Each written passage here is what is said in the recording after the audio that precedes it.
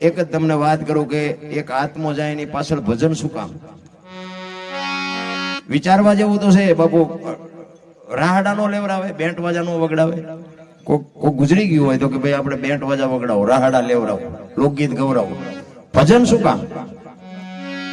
કઈક તો બાપુ ભેદ હોય ને, કઈક તો વાત હોય. ભજન જાપ જેના છે ને મહાપુરુષોએ પોતાના જીવન હોમીને ક્યાં શું પડ્યું એનું સંત ન હોત સંસારમાં થતો હળગી જાત બ્રહ્માંડ. જ્ઞાન કરી લેર છે ઠાનત ઠામો ઠામ.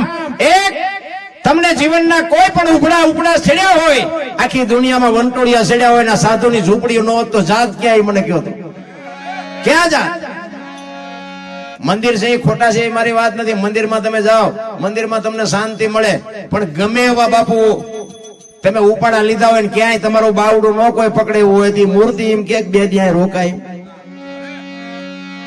પણ એવી સાધુની ઝૂંપડીએ જાઓ ને તમે, સંતને વાત કરો ને કે બાપુ હવે મારો કે આરો નથી, હવે મારે મરી જવું છે, એટલે સાધુ એમ કહીએ કે બે દી રોકા પછી મરી જાય. એ કાળનો વિહામો કરી શકે ને બાપુ, એને સંત કહેવાય. સાધુ તો સાધુ છે ભલામણા. કાયા જેની કુબડી પડસંદ જેના પ્રાણ, સંતને સુરા નીપજાવતી હોરઠ રતન ને કાઢે. 10 કિલોમીટર હાલો ને એક વાવટો ફરક તો હરિહર ની આકલો પડે. કેવું ભજન છે આ? આપણે કંકોત્રી લખીને બોલાવ્યા હોય ને તોય હળીએ સડી જાય. ખૂટી રહેશે, ખૂટી જ રહે ને. તેમ ખૂટાડ્યા છે ન ખૂટી રહે. સાધુની ઝૂંપડીએ કોઈએ કીધું અમે થોડાક મોડા ભગ્યા અમને ખાવા ન મળ્યું, કોઈએ કીધું? અને કોઈ સાધુએ કીધું કે બે દી ત્યાં રોટલા કૂટો છો બે મુકતા જજો, કીધું કોઈ? અરે હજી ભજન સમજાણું જ નથી આપણને. એક આત્માને સદગતિ બાપુ મહાપુરુષોની વાણી જ આપી શકે, સંતની વાણી જ આપી શકે. એટલા માટે મરણની વાયે સંતવાણીનું આયોજન છે ને, એટલા માટે જ. નકર અત્યારે બાપુ આ પૈસાદાર છે એ લોકો આમાં કઈ સમજતા જ નથી કે એકચ્યુઅલી આવું કઈ હોય જ નહીં. સાલા મરો ન હોય તો જીવ તો તમારો છે, તમે એક દી ભૂંડી હાલતે મરશો.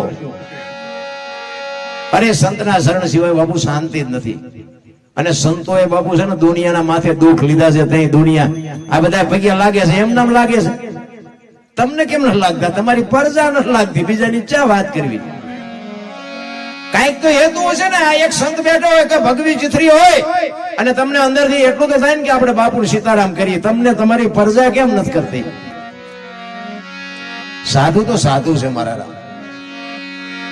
અમરેલી મુરદાસ બાપુ એક તમને દાખલો આપો. લુહારનો દીકરો હાંજનું ટાણું વાયુનો કાંઠો માળા કરતો હતો ને, દિયાથમાનો સમય એક દીકરી હાલી આવતી હતી ને બાપુ આમ જોઈ કે અત્યારે અંધારું થઈ ગયું, આન પા કોઈ બૈરું અત્યારે આવે નહીં, પણ આ કઈક અવળું પગલું ભરવા જ આવતી હોય.